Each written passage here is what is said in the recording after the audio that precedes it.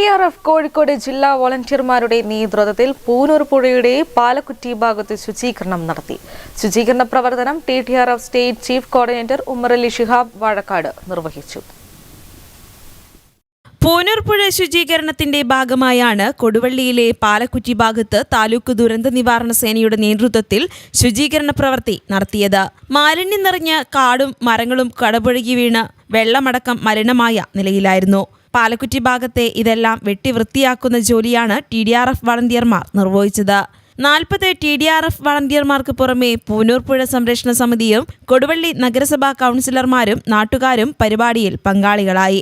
പൂനൂർ പുഴ സംരക്ഷണ സമിതി ഭാരവാഹി CV മൂസ പരിപാടിക്ക് അധ്യക്ഷത വഹിച്ചു. TDRF ജില്ലാ കോർഡിനേറ്റർ മടത്തിൽ അബ്ദുൽ അസീസ് മുഖ്യപ്രഭാഷണം നടത്തി.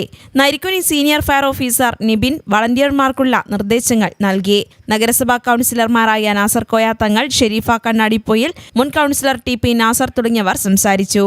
ശുചീകരണ പ്രവർത്തിക്ക് TDRF ജില്ലാ വളണ്ടിയർ ക്യാപ്റ്റൻ മിർഷാദ് ചെറിയടത്ത്, മറ്റു കോർഡിനേറ്റർമാർ എന്നിവർ നേതൃത്വം നൽകി. News bureau, Thamarassery.